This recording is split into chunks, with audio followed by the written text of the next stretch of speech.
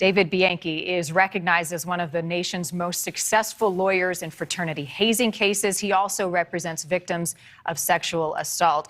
Sir, we appreciate you coming back on the program tonight. There are a lot of skeptics, you just heard those students there, that see this as simply a way to avoid some legal action, maybe a Band-Aid on a very serious and concerning problem, not a real attempt to change the culture of Greek life. I'm curious, legally speaking, where you stand.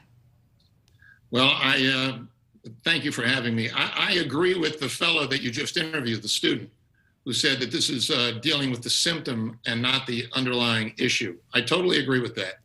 If you look at these new guidelines that USC just spent 3 months putting together, they're 7 pages long.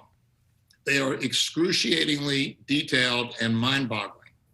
And I started reading through it to take notes, to get the key points, and I quit. Because there's so many obligations imposed upon the chapters and individual fraternity members to try to comply with all of this that I don't see how it's possible to do this. Right. Well, and my question is, how do you police something like this, right? Who's the word is compliance coordinator at the hallway or the door to the bedroom? Exactly. That's a big problem. But take a step back for 1 second. And just look at the big picture of what we're talking about.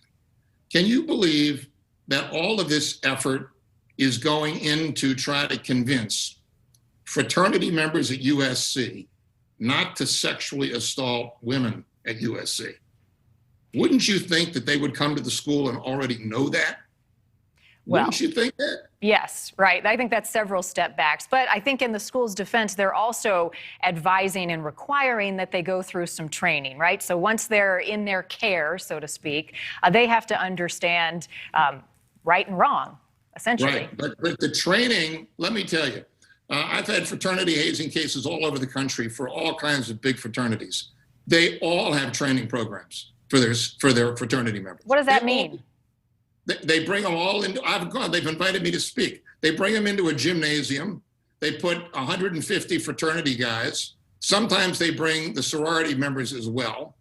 And for about an hour, they put on a program telling them how to behave, what you're not allowed to do, etc. And you know what those meetings, those so-called training sessions are like? Because I've been there at the podium. They're all sitting there looking at their phones and they're not paying any attention. And they can just check the box when it's done and they walk out and they leave. So I think it's all pretty ineffective. I do like, you can't quarrel with they want to put another security guard in a fraternity house. That's okay. But I think that the only way you're going to stop this is for the universities to get tough on people who are offending. And they don't get tough. I could cite you all sorts of examples where the fraternity members break the law, people get seriously injured, assaulted, or die, and the universities are refusing to expel them from the school. I've come to the conclusion after spending 30 years on this, that the only way you're going to rein this in is not with another 7-page document that is mind-boggling to even try to comprehend. You're going to have to immediately expel everybody involved, including the officers of each chapter when it happens. Because I now believe that the officers of the chapter are in the best position to control the conduct. Well, because they know what's happening. Pardon the interruption. This is an unpopular thought, but I'm going to say it anyways. I mean, if we're concerned about what we're seeing, so much to the point that we're having to put all of these precautions in place at Greek life, not just at USC, but we're seeing it all across the country. I know you've covered the cases. I mean, should the Greek system even still exist, knowing there's a lot of good that comes out of it, but there's some serious issues here? There are, I don't think you throw the baby out with the bathwater, so to speak. I think it should exist. You could put 100 people on to be interviewed who do really good quality work at fraternities around the United States, and they're good people, and they don't do these things. The problem is that this is a tiny little percentage of the overall Greek population, but they're ruining it for everybody.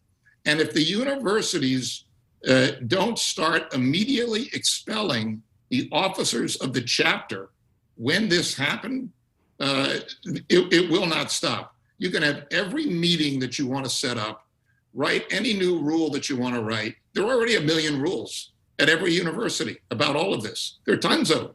Everything they're talking about doing here already exists. This is just modified language is all it is. Yeah, one student said it seems as though the frats have been put in a timeout. David, we're out of time, but I appreciate your insight on this important issue. You deal in hazing, but sexual assault victims, I'm sure, have a lot of ideas and concerns about this approach. Appreciate your time. You're welcome. Thank you. Thanks for watching. Click the red subscribe button below so you can get more of NewsNation's fact-driven, unbiased coverage.